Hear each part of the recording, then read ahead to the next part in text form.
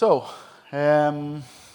continuing from the great discussions we had beforehand, we'd like to showcase, Katja and me today, one of a real industry, real-life scenario, real-life project at Vodafone Ziggo that is actually realizing some of the discussions, some of the capabilities around network as a service, around autonomous network, around automation. And we'll start with the why question that was discussed before. And the why actually split into two key areas. The first area is around the changing nature of a network that becomes much more software-driven. Cloud native was discussed as well, multi-vendor, multi-technology, different life cycle of network functions, and of course the hybrid nature of the network. Physical is still there, and the technology, the new technology actually involves combination of containerized, virtual, and physical network functions that need to together deliver a service.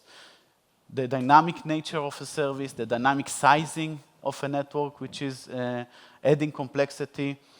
And in this kind of environment, automation is key because it becomes much more complex to manage and operate, while the operational teams stay the same or even reduced due to cost pressure, etc. So automation is key on this hand. On the other hand, customers are becoming more demanding. They're asking, I order it, I get it. Like I can download an app, same behavior is expected from connectivity, from security service, from network provider, from unified communication features. Actually, every type of service is expected to behave instantly. Customer asks for specific requirements. Pre-packaging a generic service is not the way it will work for many of the customers today. And they want flexibility on pricing, consumption-based rather than fixed prices, etc. So network complexity on one hand that requires much more automated operation and growing demand from customers on different type of experience altogether. That leads to a need for automation, an automation that is different from I call it islands of automation we have today. In each and every silo, there is some RPA, some robotics, some kind of bottom-up initiative to automate something, while we are talking about end-to-end automation, lifecycle management automation by design. From the point we model a service, integrate all of the various elements to it, and manage the whole life cycle from orchestration, introducing the digital behavior of changing services, introducing services quicker, down to the new technologies, managing the cloud network in a much more efficient manner, in a much more automated manner, and be able to introduce new services much faster than today. And one of the key aspects of it is harnessing all of it, and it was also mentioned before, with an inventory that is accurate, that can represent the whole, the relevant data that is needed for automation and orchestration.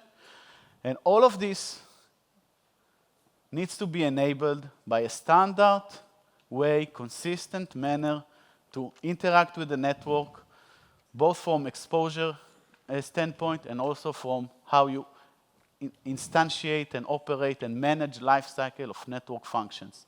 And network as a service, NaaS, is a key aspect that needs to bring all of it together. When we talk about NaaS, and Katja will explain in more details the Vodafone Ziggo example, we talk about basically separation of concerns between the product and the business and the commercial aspects and the network technology.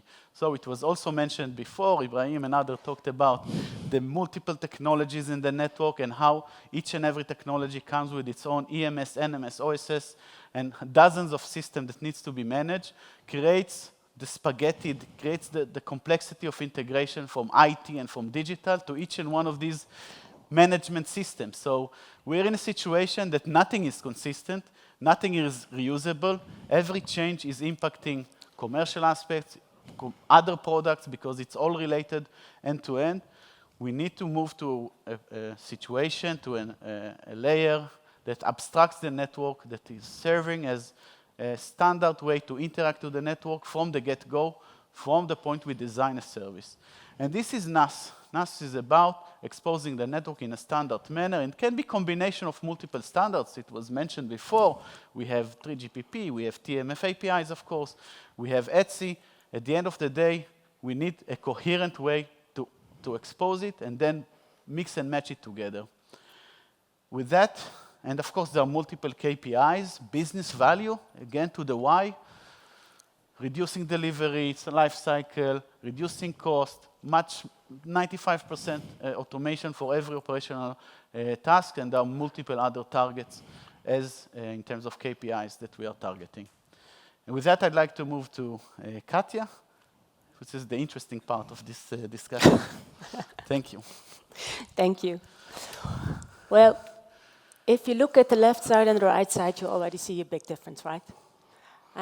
So where are we now? We have one big spaghetti, right?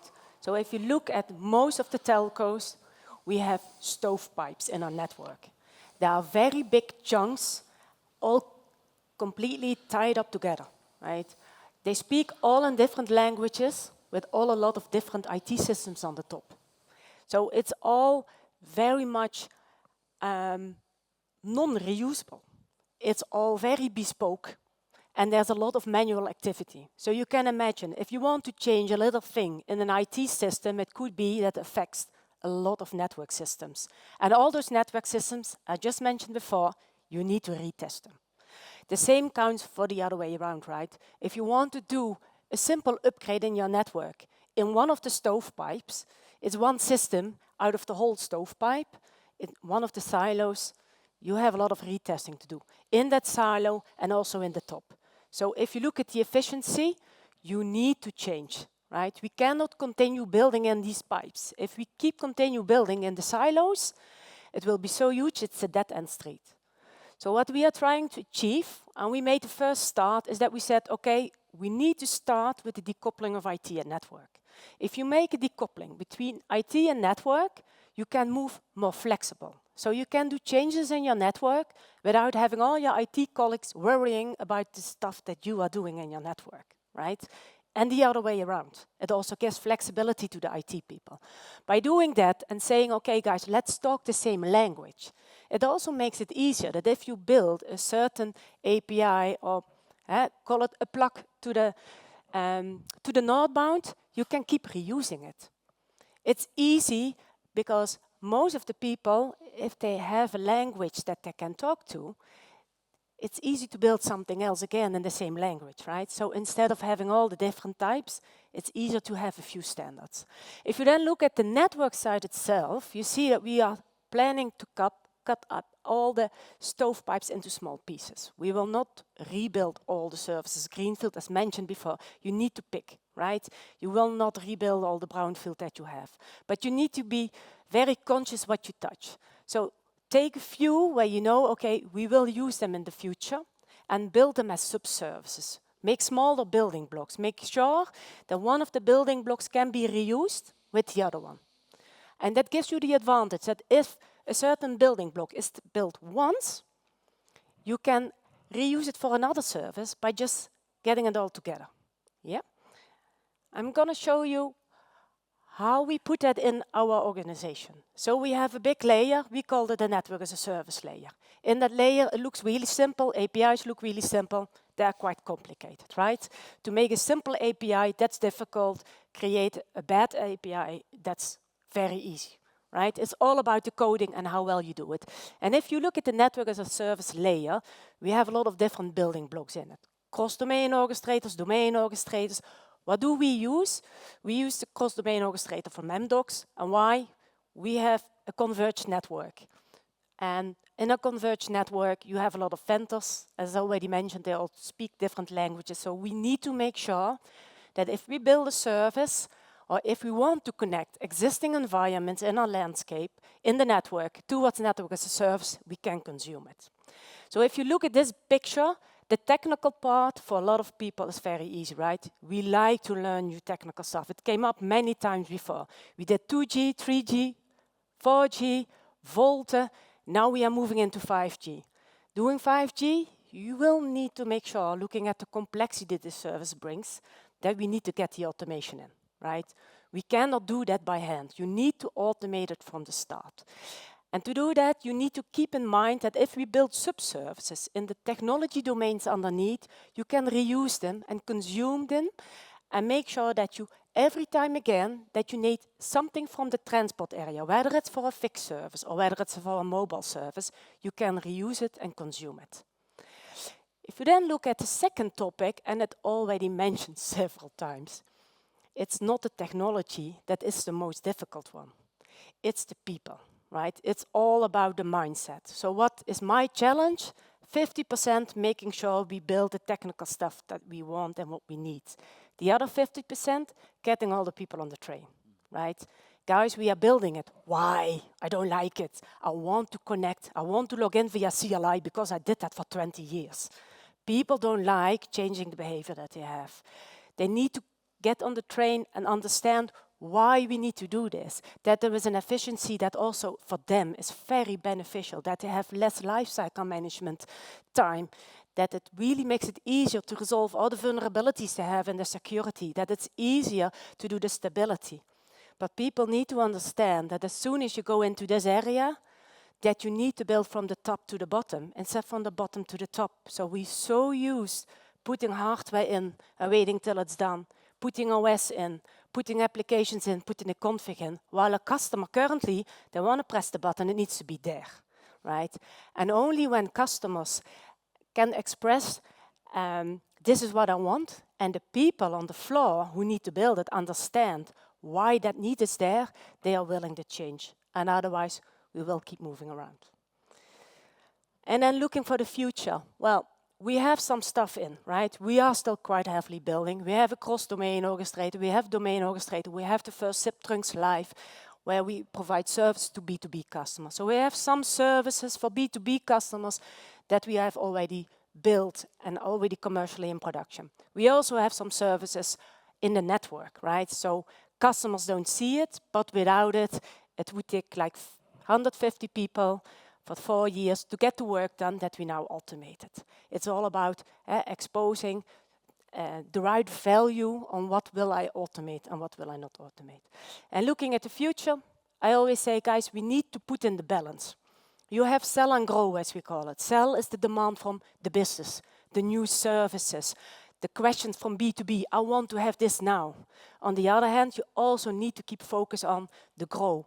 So how mature is my platform? Which enablers do I need to connect? Is it still stable? Does it still have enough capacity? So put the balance in between the enablers, knowing what is coming, and serving the customer, because if we don't serve the customer in the proper way, they will not be happy at the end as well. Yeah? I think from my side, that would be it.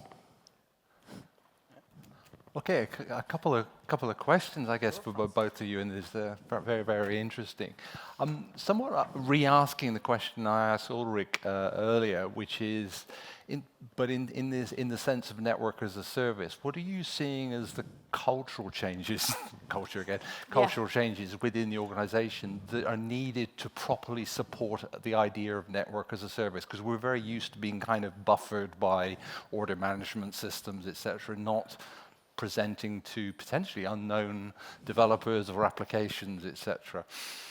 Yeah, I think the most important thing is indeed you need to retrain the people that they have certain skills, because in a lot of cases people are so used to doing something in a certain way, you cannot just change them without showing them how to do this, but also to get new people on the spot, right? Get the people in, get new people in, because they think in a different way. They will come with proposals or examples which people with 25 years experience, they will not, they think in the waterfall way, and they, for example, think in the agile way. So there's, I think, the biggest challenge. Do you see the need to actually think about what this unknown application developer looks like in terms of the culture? Yes and no. Because we cannot look 5 years ahead, right? The technology is changing so quickly. But if you look at the skill set of the people, mainly in the area of NaaS, right? So if I look really in the layer, the skill set needs to be that they need to think about the customer, they need to think about end-to-end, how does a service look like, and they need to get development skills. So just being a developer will not help solving the problem.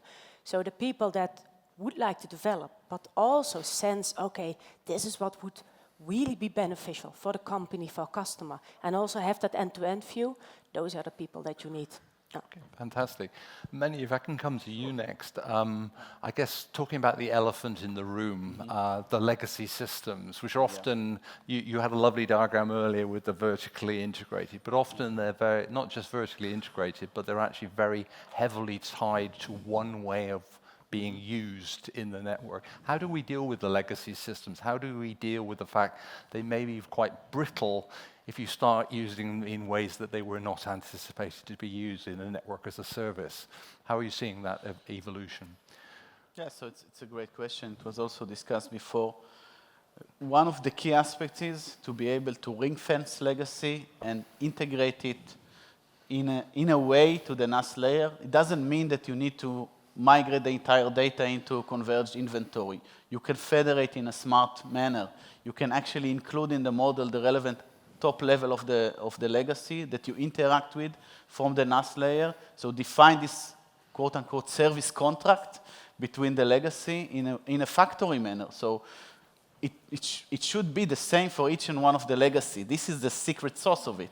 This ring fencing, this service contract you define across the legacy, and then you deal with the legacy specific outside of the NaaS in a plugin layer that needs to be very easy to configure, very integrated to the overall architecture. And this is kind of the secret. And I think it was mentioned before, maybe some of the legacy can stay behind or can stay kind of aside, and you need to be able to orchestrate it in a different manner. But the area of legacy that are still there and going to be part of the service needs to be orchestrated in a smart manner, even through some federation layer that is kind of more dynamic and synchronized. So almost introducing a kind of abstraction which is protecting the underlying legacy, but still being able to use it. Exactly. Thank you, Meni, and thank you, Katja. Thank you very much. Welcome. Thank you very much. Thank you.